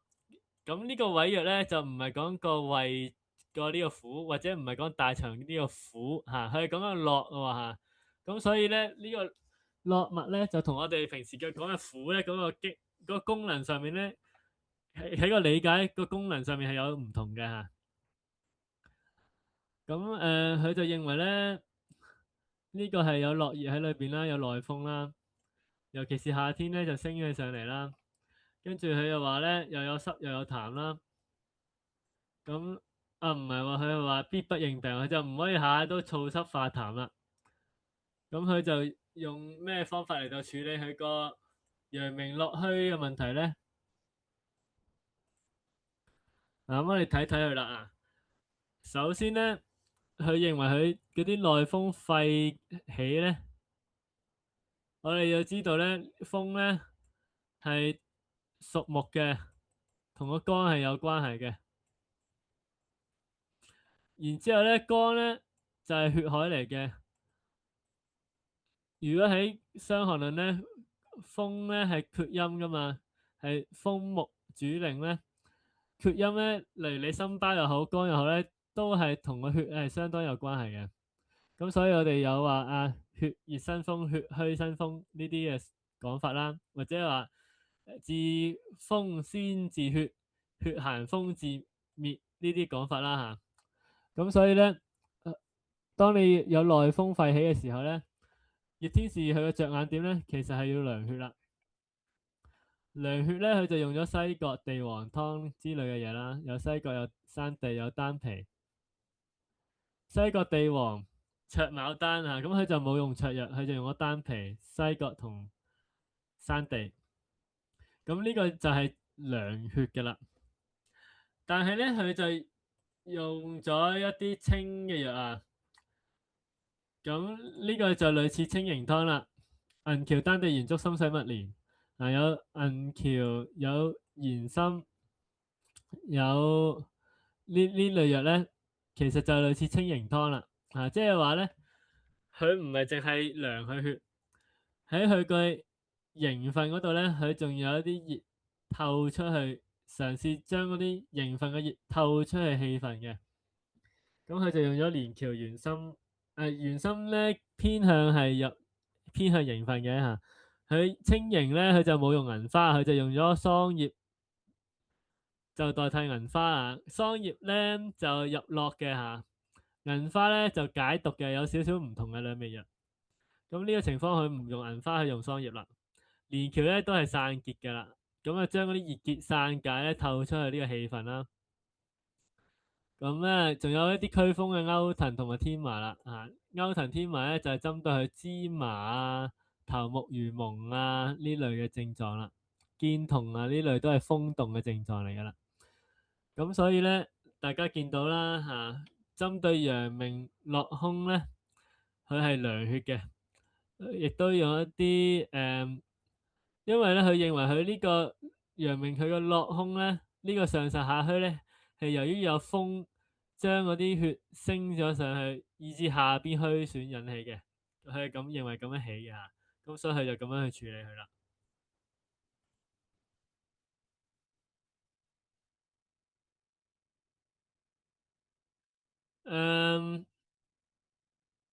呢度呢個肢嘅意思即係呢啲醫案同個肢體有關係啊，咁我係咁以略咧分類一下啊。咁包53就寢食如常，勿尋而緩。勿尋而緩咧，即係佢係內傷啦，佢唔係外症啦啊。咁佢就話兩腿內外肌肉麻木啊。嗱，大家留意到麻木咧，總係同呢個絡脈咧係有關係嘅。咁佢就話佢陽脈漸衰，喬脈不為用時。由於佢係陽脈漸衰，係呢個陽脈嘅意思係講緊陽明脈、陽明脈空咁嘅意思啦嚇，即係一樣道理啦，同上一個醫案。喬脈不用咧，就係話緊佢嗰啲喬脈咧，就係個腦同埋個任督嘅聯繫嚟噶嘛。咁你即係類似西醫講嘅中樞神經啊嘛。咁你啲中樞神經係疏疏地咧，咁佢咪麻麻木木咯嚇，即係講緊佢神經咧有問題啊。不過呢個係我現代咁樣去好簡單簡約咁去解啦。實際上中醫就唔係咁講啦，中醫就講佢為佢喬脈就係主佢個腳嘅矯健噶嘛。咁你如果陽明脈衰嘅時候，你喬脈就不用啦嚇，因為陽明脈咧係落嚟啊嘛，佢滋養唔到神經啦嚇，滋養唔到喬脈啦，咁佢咪麻木咯。咁所以咧，由於佢個脈咧係沉緩咧，佢就唔係有外感。咁佢咧就認為咧不如就用一啲溫通咗脈絡之流暢嘅方法去處理佢啦。咁咧佢就用咩藥咧？佢就用個質潤又甘溫甘溫補。就頭先講嘅新甘溫補係一個字法嚟噶嘛，呢個就係甘溫補啦。淡吳魚呢個牛膝就係可能用橫牛膝啦，都係入去個腳入去個腎啦。咁佢係例如你話係呢個叫做虎潛丸咧就有牛膝噶啦。咁佢用呢啲嚟到補啦。咁佢呢個補咧，佢目標唔係補腎嘅，佢係補陽明脈嘅喎。大家要留意一樣嘢喎，佢唔係話佢腎虛喎，佢用淡松茸、枸杞子、牛膝，就係補佢陽明脈空呢樣嘢。跟住咧，佢就用金九脊膏。金九脊本身係去濕，另外金九脊佢有個作用咧，就係佢係入奇經嘅。咁佢就係養個奇經啦，因為收做膏啊嘛，咁佢可以養奇經，就係針對佢蕎脈不用呢樣嘢嘅。咁佢又卑解，卑解咧就係去濕。呢個卑解嘅濕咧，佢係可以去帶脈嘅濕嘅，因為如果你個濕聚咗喺帶脈，咁佢咪令到你個蕎脈就佢已經虛啦嘛，咁蕎脈就更加不為用視啦嚇。茯苓都係一樣啦，茯苓同卑解都係去濕啦。茯苓卑解咧都係可以醫呢個帶脈嘅病啊，帶下嘅病。例如卑解就係呢個分清飲嘅啦嚇。茯苓咧就例如係腎雀湯啦，都係攞嚟醫帶脈嘅病嘅。白蒺藜咧呢個藥咧就係辛金溫補裏面嘅辛嗰味藥嚟噶啦。佢最主要嘅作用咧就係幫助流暢呢個絡脈嘅。呢個蒺藜呢味藥咧，葉天使好多時都係攞嚟通絡嘅，就係佢係攞嚟令佢唔係淨係溫補咁簡單啦，佢就有啲流暢嘅蒺藜呢個藥就帶有少少辛嘅性質，咁佢辛得嚟咧又唔係辛到好勁嚇，佢就可以入絡咯。木瓜啊、石斛啊呢啲咧就可以醫嗰啲腳痛啊、腳抽筋啊嗰啲嘅藥嚟嘅嚇。咁木瓜除咗可以酸，可以養個肝之外咧，仲可以去濕啦，可以舒筋絡啦嚇。石斛咧通常攞嚟醫鼻痛嘅，佢除咗養胃、養個腎之外，攞嚟醫鼻痛。咁大家見到啦呢個就係葉天使嘅一種醫絡脈嘅病嘅治法個病症咁係點樣結合起嚟咧嚇？就頭先示範咗啦。好啦，跟住咧另一個醫案喎嚇，呢個醫案咧就有風濕客邪，流於經絡佢就唔係淨係經嘅，佢絡脈都痛嘅。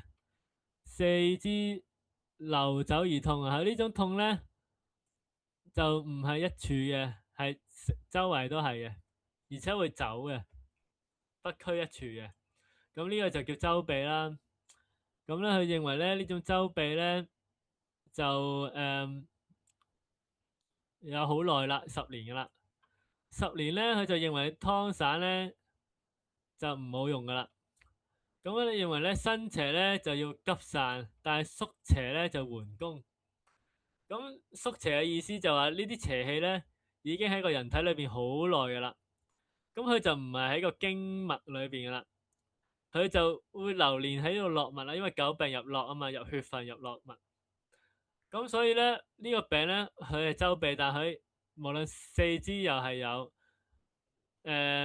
周身都係有，佢唔係淨係經啦，喺個絡脈都有啦嚇，四圍都係啦。咁所以咧佢又要醫經又要醫絡脈。咁咧醫經咧佢就用啲好辛好大辛走竄嘅藥啦，例如係乳香、麝香、川烏呢啲又辛香走竄嘅性質，咁通經止痛嘅啦嚇。咁另外咧就係佢又用一啲蟲類嘅藥或者動物性嘅藥就可以通絡。咁通絡嚟講咧，姜囊蟲咧就係可以醫呢個陽胃陰胃或者其他絡脈嘅唔流通噶啦。地龍呢個都係一樣啦。咁另外咧全蠍呢味藥咧入蕎脈嘅，呢個周身痛咧同個蕎脈咧都有啲關係噶，即係同呢啲神經有啲關係啊，佢就用蕎脈。咁佢就用蜂房啦，蜂房咧佢係有一種解毒嘅作用嘅，即係佢唔係淨係通經脈咁簡單，佢有解毒嘅作用。穿山甲啊，通行12經啦嚇，咁佢哋攞嚟煮藥丸啦嚇，咁嚟到醫呢個周鼻啦。咁呢個就係蟲藥手剔咯。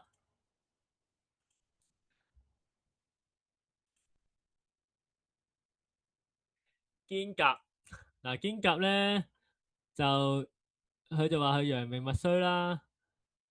陽明脈衰咧，其實都係講緊，因為咧唔係淨係腳冇力嘅，手冇力啊，手又唔舒服啊，都係同陽明脈有關係嘅，就係講陽明束骨嘅攞嚟約束骨折嘅。所以咧，佢呢個肩胛根緩咧，佢就認為係陽明脈衰引起嘅啦。佢又不舉而痛，咁佢呢個係一個痹症啦。痹症咧通常都有邪氣阻住啦。咁啊，當通補脈絡，莫進攻風。咁點解佢有邪氣，但係唔可以去攻邪咧？咁好可能因為佢脈象唔係浮啦。不過呢度冇講脈象啦。咁佢又認為咧，佢個年紀又大啦，脈象又唔浮啦。咁所以佢就認為咧，就要從個脈絡嗰度入手啦，就唔好去通經驅風啦。脈絡入手咧，我哋睇下佢有咩藥係脈絡入手噶啦。咁就有桑枝啦，除咗走枝之外，佢仲可以通絡嘅。頭先講咗啦，喺內經就有話咧，經咧就係走大關節嘅。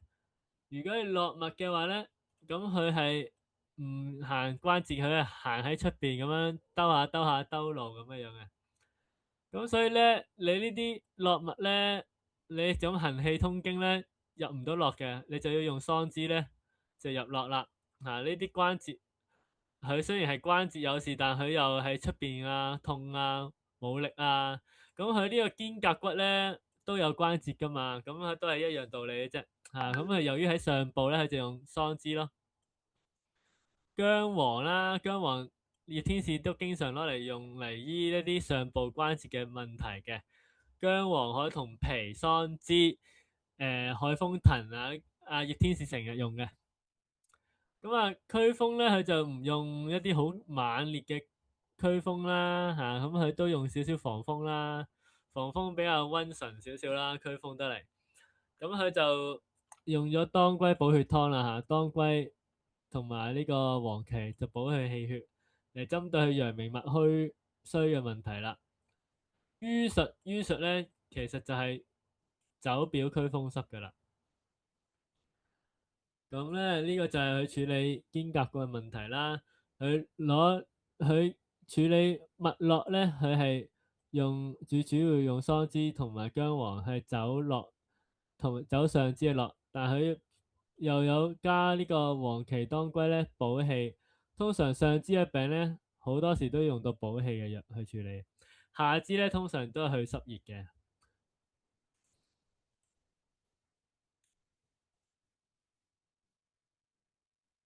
咁啊，呢度就係講一講呢個啦，醫案啦。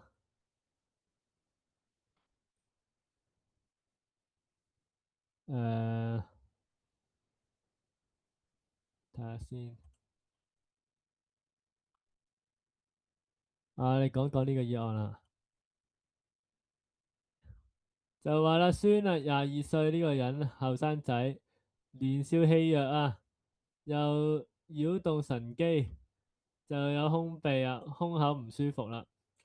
咁咧佢就用仲景嘅輕劑通上焦之陽。咁咧我哋可以睇下佢通上焦嘅陽氣咧，咁佢都有一啲入絡脈嘅藥喎。例如係咩咧？例如蟹白，蟹白呢味藥咧就入絡脈噶啦，係辛味噶嘛。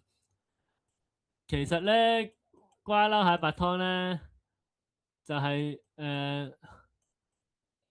苦辛嘅一個代表啦。瓜撈呢味藥咧就係苦同埋潤嘅藥啦。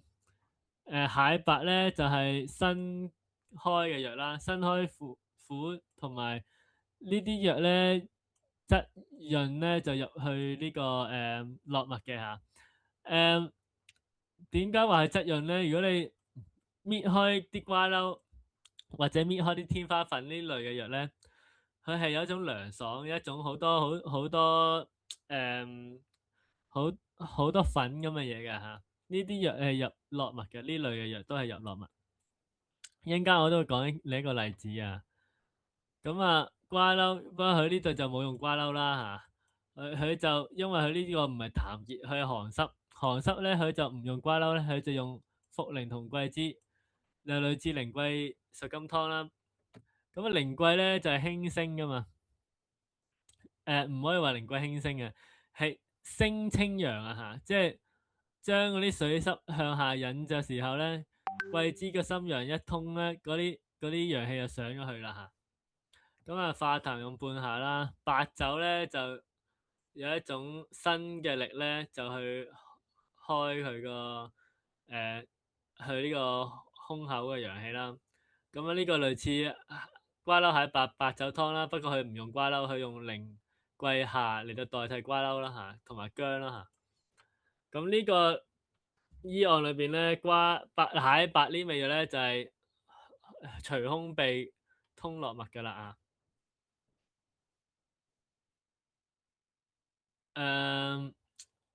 呢兩個醫案就唔講太多啦，大家可以 cap 低自己得閒睇啦。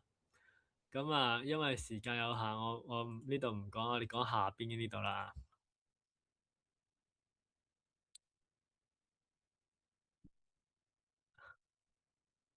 呢個咧就唔係天使醫案嘅，呢個就赤水圓珠啊，唔係赤水圓珠，總之係孫一貴嘅。孫一貴講呢個瓜溜紅花湯啊。咁總之就係講話有一個人佢就病啦，一向就好性急暴怒啦，突然間左脅痛啦，就生蛇喎。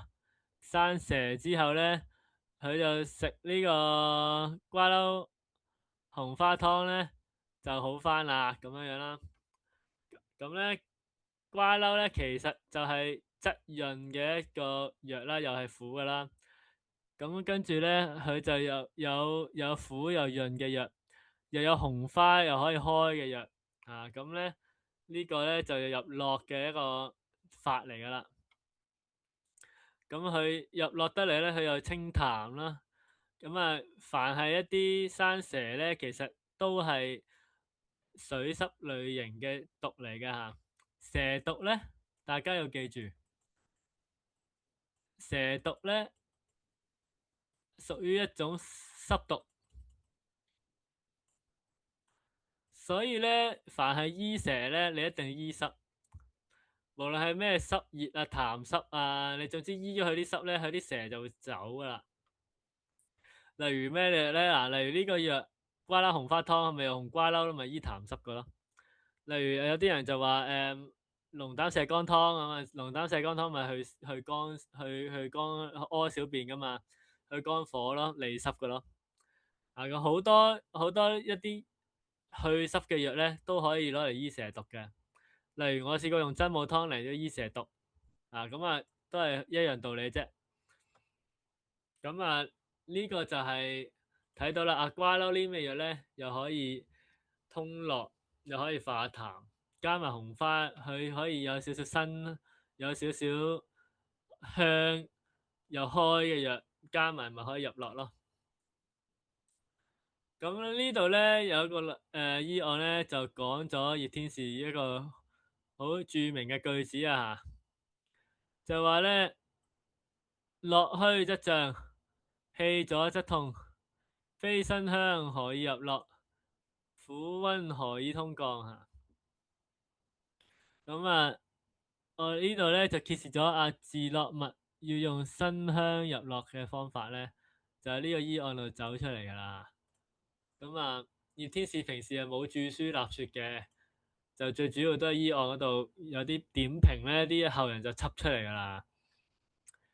呢個你就講個胃嘅問題啦，或者呢度講咧就係左邊嗰個肋部咧就有藥母啊，其實即係脾腫大啦。咁氣血交結啊，就要通絡去處理啦。頭先解釋過㗎啦嚇，咁通常呢種絡脈呢種藥物嘅絡脈嘅問題咧，通常咧都係用別甲類嘅藥嘅嚇，例如有三甲散啦，三甲散就係吳有可㗎啦，例如係呢個係金匱有別甲煎丸啦，都係可以醫呢類嘢嘅嚇。呢類咁嘅藥咧，嗱動脈藥啦，就係入嗰啲咁嘅位㗎，牡蠣啊、三甲散啊嘛，就係專入去嗰啲位嘅。金鈴子即係穿鏈子啦，通絡㗎啦。桃仁就係質潤，又可以通絡啦，又可以活血啦。丹皮涼血活血。夏枯草咧又係草嚟噶，草又可以入絡噶啦。咁夏枯草又可以散結咁佢呢個有結聚，可以用夏枯草啦。好啦，另一個醫案咯喎，胃痛啦、便間啦，咁佢就用咗旋福花加柏子仁、溜皮、桃仁。溜皮頭先解釋過啦，瓜溜呢類藥咧就係入絡噶啦。溜皮咧就係輕啲，等佢唔好咁重。咁因為佢想入個肺啦，因為佢大便唔通啊嘛。桃仁咧可以針對脈色有淤血之外咧，桃仁本身有一隻有油性嘅藥啦，就可以通絡噶啦。柏子仁更加係一種有油性嘅藥啦。咁跟住就係旋福花啦，旋福花頭先解釋過啦，佢係一隻通絡嘅藥嚟嘅，入絡脈嘅，就專走去啲胸脅肋嗰啲咁嘅位嘅絡脈唔通暢咧，其實佢都走好多位嘅，全身都走嘅，咁都可以用旋福花去通絡啦。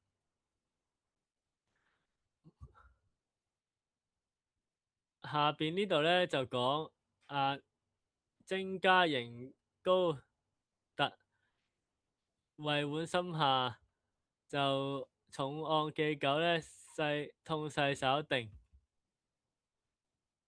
此皆衝脈為病。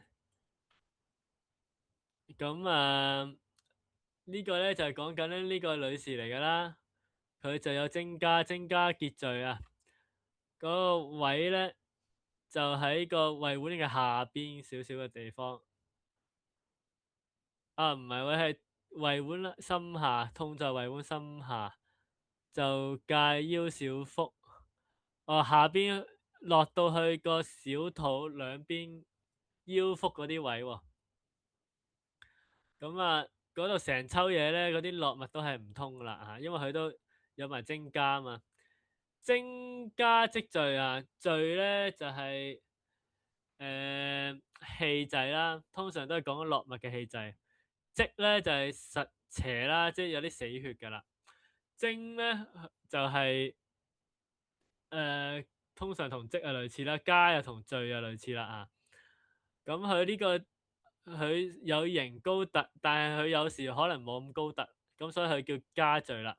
如果佢係無論你幾時由朝到晚，佢都係咁高咁突咧，咁就叫做精積啦咁佢就既然咁你係氣滯喺個絡脈嘅氣滯啫咁佢就話啦，絡虛則脹，氣滯則痛啦，咁佢咪處理佢個絡脈咪 OK 咯。咁佢就用咗咩方法咧？用咗金鈴子散啦。金鈴子散嚟講咧，就鹽湖石就係苦噶啦，苦降噶啦。呢個穿蓮子咧就係新開噶啦咁新開苦降，苦辛又芳香苦辛芳香咪就係入絡脈噶咯。呢個就係其中一個處理絡脈有邪氣或者有氣滯嘅一個方法啦。跟住佢就加咗一啲葛香汁鬱金呢類嘅嘢咧，其實都係苦辛芳香法嚟嘅咁佢就加咗啲葱惠子種子藥咧，就係入呢個奇經嘅啦，入呢個奇經嘅絡脈嘅啦炒山楂好多時咧，佢葉天使咧，佢唔係用山楂，佢用山楂紙嘅嚇。呢個咧好可能就係山楂紙嚟嘅。咁山楂紙都係入呢個奇經嘅。葉天使成日都用嘅山楂紙。咁葉天使叫藍山楂，其實即係山楂紙。烏藥咧就係啦，芳香咯嚇，同香附嗰啲同一類嘢嚟嘅。咁佢就用苦辛芳香嘅方法行氣通絡咯，再加種子咯嚇，咁加啲去濕嘅咯，咁就係通絡。茯苓咧呢個去濕就係去帶脈嘅濕嘅。咁下面咧佢就覺得苦辛芳香唔得喎，仲係有痛喎，即係復診啊嘛，仲未得。咁認為咧佢可能咧佢唔可以就咁宣通啦，就係個病太耐咧，你就要入血分咧，即係處理佢個血嘅問題啦。咁佢就照樣用咗金鈴子散，咁佢就冇用香附啦，用咗青皮、茴香、吳茱萸、過香。其實呢類藥都係苦辛芳香法嚟嘅嚇。咁沖管咧，沖管就係旋福花湯裏邊嗰個攞嚟辛同埋芳香開嘅嗰個藥嚟噶啦嚇。即係話呢紮藥咧，其實都係用苦辛芳香一樣嘅，只不過咧唔同嘅地方咧，同上面唔同咧，佢就係加咗桃仁，加咗當歸，咁嚟到去增強佢入血分嘅力啦，嚟到去將佢裏邊絡脈裏邊嘅嗰啲血脈嗰啲嘅淤血咧，就用一啲濕潤有啲潤滑有油分嘅藥咧，就去幫佢滋潤或有幫佢通絡啦，咁嘅意思啦嚇。咁即係上邊咧就偏向通絡得嚟有啲行氣嘅意思啊，下邊咧就係通絡得嚟有化瘀嘅意思啊。咁所以我哋見到啦絡脈嘅行氣、絡脈病嘅行氣同埋經脈病嘅行氣嘅方法係唔同嘅嚇。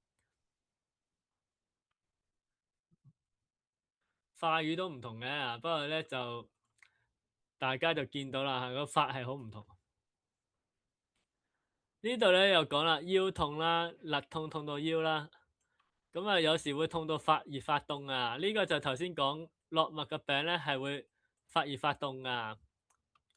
咁要暖住佢咧，久久先至溫嘅嚇。咁因為絡脈啲氣血唔行啦，咁所以咧佢就要從陽為陰為去論病啦。陽為陰為論病嘅原因咧，就因為佢苦寒熱啊嘛。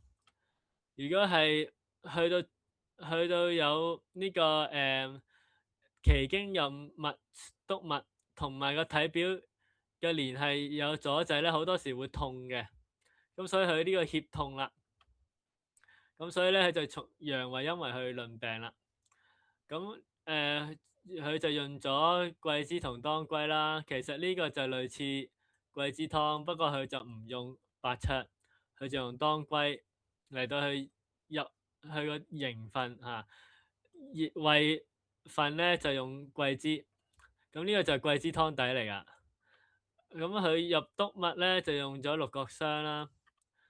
咁溫佢個督脈咧就係醫佢條腰啦。又用咗沙丸子喎。種子類嘅藥咧就係通佢嗰個一來咧佢腰痛啦，二來咧就係入奇經嘅啦。小茴香咧就係芳香咯嚇。咁呢啲苦辛芳香法啦嚇，呢個苦呢個辛啦嚇，呢個咧就係苦同埋芳香咯嚇。咁又有調和營衛法啦又有呢個動物類嘅血肉有情啦，又有呢個入去帶脈嘅呢個茯苓去濕嘅藥啦嚇。咁佢就攞嚟醫呢個腰痛啦。呢啲法咧葉天使用得好靈活嘅，臨床就可以我哋借用咧就可以有好多個諗法我哋可以建立到咯。咁今堂時間去到呢度先啦。咁啱啱好講咗2個鐘啦。咁各位有冇咩問題問呢？如果冇有問題就可以 send 去 WhatsApp 問我啦。如果冇問題咧，我哋今堂咧就到呢度結束啦。咁都係嗰句啦，大家有興趣可以去我嘅 Patreon 度睇下啦。咁多謝各位。多謝蔡醫師嘅分享。咁再提一提大家嚇，見到都仲係有人可能係冇改到自己嘅嗰個與會者嗰個名稱啦。